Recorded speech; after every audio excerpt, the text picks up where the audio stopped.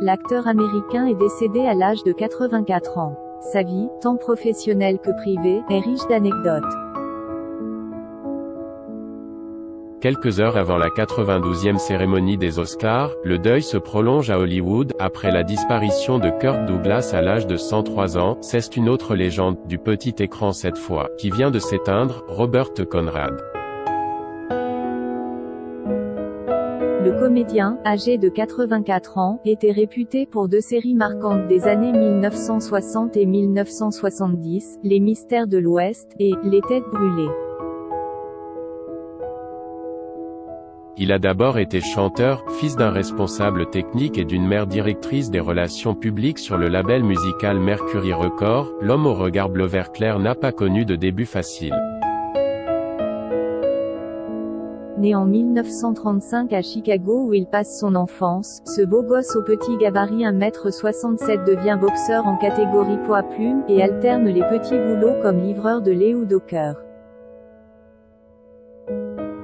Puis, cet habitué des cabarets se lance dans les années 1950 dans une carrière de chanteur sous le nom de Bob Conrad, sort plusieurs disques où il joue les crooners Playboys Pop, tout en prenant des cours de théâtre.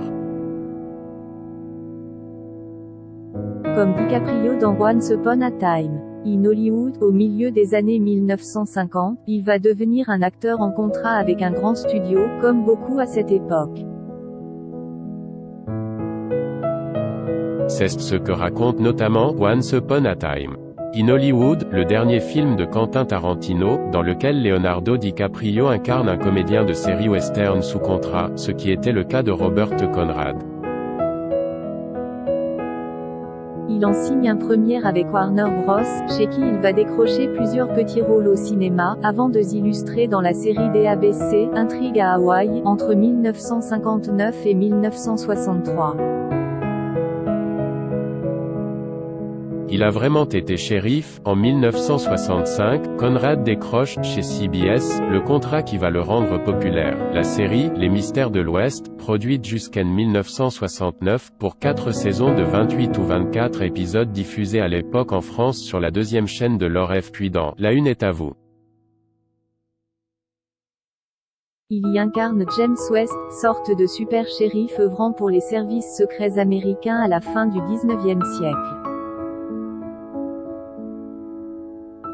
Homme d'action entièrement vêtu de noir faisant équipe avec le pince sans rire Artemus Gordon, joué par Ross Martin, il y affronte d'étranges adversaires, la série mélangeant western et fantastique. Or, bien des années plus tard, Robert Conrad endossera réellement les habits d'homme de loi américain.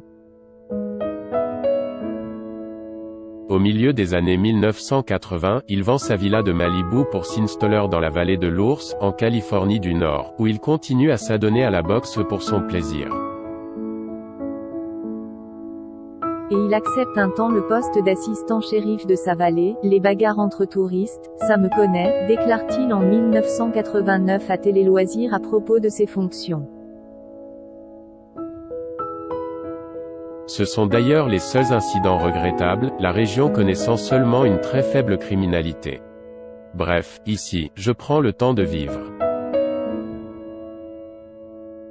Papy Boyington a vraiment existé. En 1972, Robert Conrad s'engage avec NBC dans la série Les Têtes brûlées pour 2 saisons de 23 et 13 épisodes, entre 1976 et 1978. La série à succès, diffusée en France sur Antenne 2 entre 1977 et 1979, raconte le quotidien d'une escadrille de pilotes de corsaires hors normes et casse-cou durant la guerre du Pacifique et la Seconde Guerre mondiale. Son héros, Greg Papy Boyington, est un meneur d'hommes, un as du pilotage au grand cœur qui ne se sépare jamais de son chien, un bull terrier surnommé Barbac. Or Gregory Boyington a vraiment existé. Cette forte tête a été recrutée par l'armée américaine pour former une escadrille de pilotes mauvais garçons n'ayant peur de rien, qui va s'illustrer durant le conflit. Ces militaires sont tous âgés d'une vingtaine d'années, tandis que leur chef, Boyington, en a 30, d'où le surnom de Papy, donné par ses pilotes. Après le conflit, l'homme raconte son parcours dans un livre, qui servira de base au synopsis de la série. Il a été condamné pour un accident mortel. La suite de la carrière et de la vie de Robert Conrad est moins glorieuse.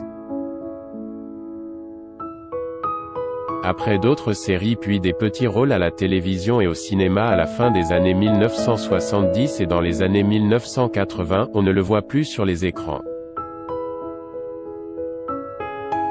Père de 8 enfants, il lance son émission de radio hebdomadaire en 2007 sur CRN. Mais il est aussi impliqué dans un grave accident en 2003. Sous l'emprise de l'alcool, il percute un autre conducteur qui décède, à la suite de ses blessures.